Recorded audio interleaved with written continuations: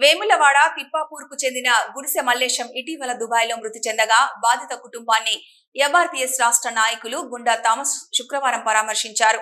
ఈ సందర్భంగా ఆయన మాట్లాడుతూ గత 40 రోజుల క్రితం దుబాయ్లో గుడిసె మల్లేశం లేబర్ పని చేస్తుండగా తనపై మట్టి కూలి మృతి చెందాడని, అతనికి భార్య, 2 కూతుర్లు, 1 కుమారుడు, తల్లిదండ్రులు ఉన్నారని అన్నారు.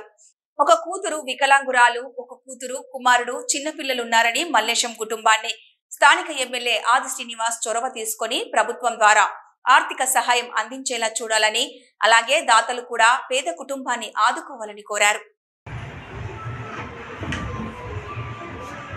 డిసెంబర్ 24న దుబాయ్లో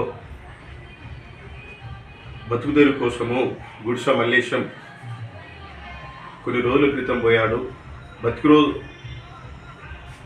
బతుకుదేరు కోసం అక్కడ పనిచేస్తున్న సమయంలో కడ్డలు తవ్వుతుండగా అక్కడ కడ్డలో మట్టి గూలి అక్కడికక్కడ చనిపోవడం జరిగింది.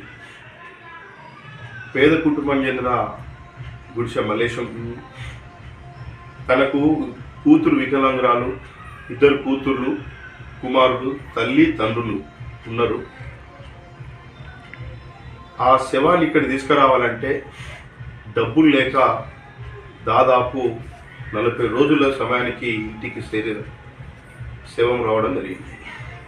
మృతదేవాన్ని తీసుకురావడానికి కానీ మృతదేవాన్ని దానం చేయడానికి సూతలు ఇక్కడ తిప్పపుర వార్డులో ఉన్న వాళ్ళు అందరూ సహకరించుకొని దహనాన్ని చేశారు.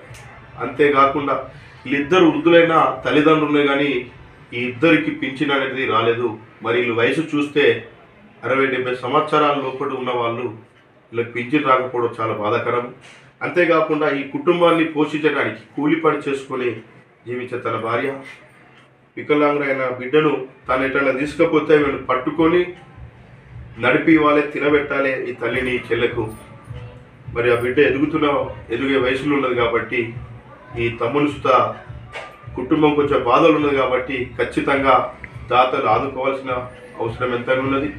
ప్రేమగల్లో ఎవరైనా కానీ కుటుంబాన్ని పరామర్శించి సహాయం చేయాలని మనవి. అంతేకాకుండా ఎమ్మెల్యే ఆది శ్రీనివాస్ అన్న గారి చుట్టూ ఒక విన్నపం. అన్న, మీరు మా ఎమ్మెల్యే కాకుండా మీరు ఒక ప్రభుత్వ ఈపు రావడంతో మేము చాలా గర్వపడుతున్నామన్నా. ఖచ్చితంగా ఈ పేద కుటుంబాల మధ్య ఒక్కసారి మీరు వచ్చి ఈ కుటుంబాన్ని పరామర్శించి ఖచ్చితంగా ప్రభుత్వం నుంచి మీరు ఖచ్చితంగా సహకారం అందించాలి.